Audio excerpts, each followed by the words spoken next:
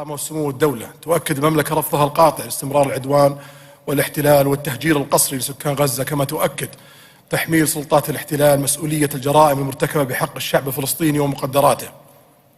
وإننا على يقين بأن السبيل الوحيد لتحقيق الأمن والسلام والاستقرار في المنطقة هو إنهاء الاحتلال والحصار والاستيطان، وحصول الشعب الفلسطيني على حقوقه المشروعة، وإقامة دولته المستقلة بحدود 67 وعاصمتها القدس الشرقية، وهو ما يضمن استدامة الأمن واستقرار المنطقة ودولها. والسلام عليكم ورحمة الله.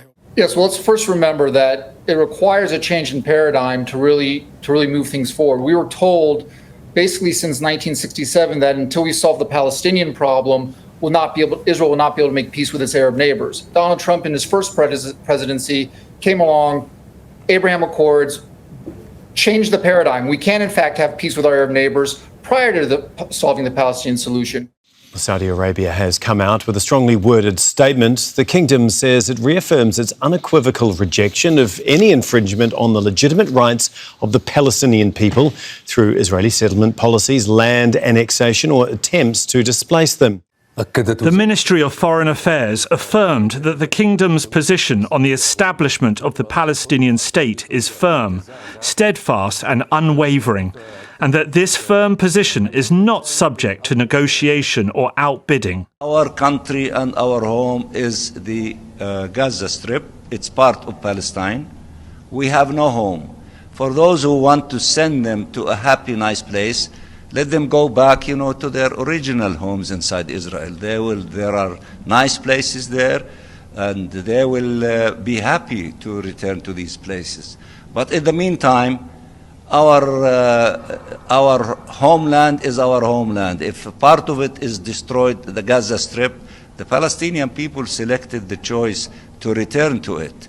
In 2 days, in a span of few hours, 400,000 Palestinians walking returned to the northern part of the Gaza Strip.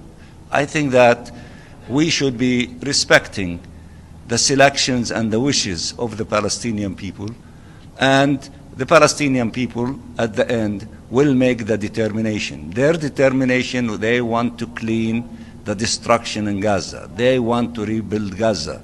They want to rebuild the schools, the hospitals, the roads, the infrastructures, and the buildings and the homes, because this is where they belong and they love to live there. And I think that leaders and people should respect the wishes of the Palestinian people. Yes, اتعادل. Most experts, when it comes to Israel and Gaza or the West Bank, have been wrong for half a century in trying to find a solution. And so why should I keep leaning back on experts who have told me this would be crazy? I woke up to that, Dan. This is crazy, right, in response to Donald Trump. Are we all taking crazy pills? But I'm hearing that, Dan, from people who never got it right for 50 years. They didn't solve it. So why do we dismiss this as a potential solution?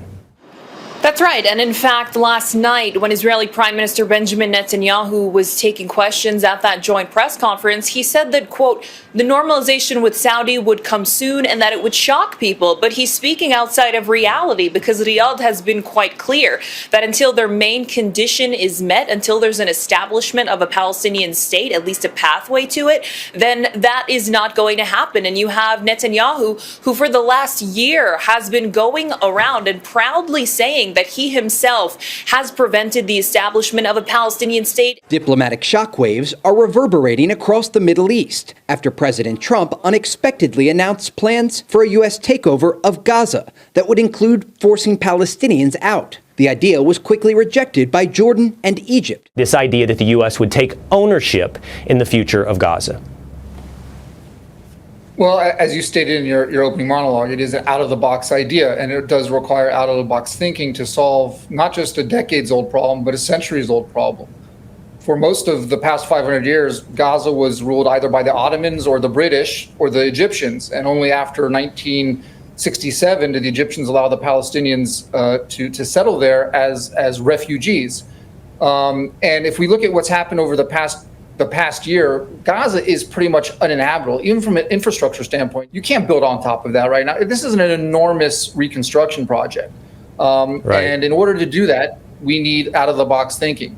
We were told in 2005 when Ariel Sharon pulled the Israeli settlements out of Gaza that Gaza would become the Singapore of the Middle East. well, it became another hub for the Middle East. And so the only way to really change the trajectory of Gaza of the past 500 years is to start with something unique and new.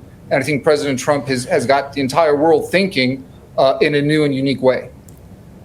Joey, I woke up this morning. I saw many of your posts on X. You, of course, know the price of a long and unanswerable entanglement for the United States of America. You've seen it personally. In Jordan, the proposal is viewed as a threat to national security. What was declared by Trump is considered a violation of international laws and an aggression on the United Nations Charter.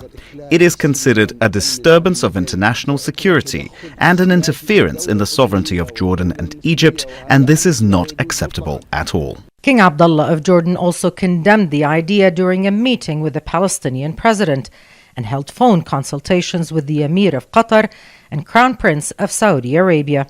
Riyadh is key in this developing story that has regional leaders rattled. The Saudi Foreign Ministry was first to roundly condemn Trump's remarks and say formal Saudi relations with Israel will not happen without ending the Israeli occupation and Palestinian statehood. This Saudi position will encourage Amman, Cairo, and capitals around the world to stand their ground in opposing Trump's shocking plans. Statements of condemnation alone will not defeat Donald Trump's push for annexation and displacement. Governments around the region will have to come up with a counteroffer that also fulfills Palestinian rights to statehood. Reconciling these opposing goals will determine whether the region is heading towards confrontation or cooperation. You did hear Caroline Levitt, though. No boots on the ground, at least at this point, nothing committed in Gaza. Yeah, Israel's a unique situation because there are so many United States citizens that are dual citizens or citizens that live there. A lot of times I think Americans have trouble understanding why is their problem our problem. And President Trump campaigned on that message. The Middle East problem isn't our problem. The problems around the world aren't our problems to fix.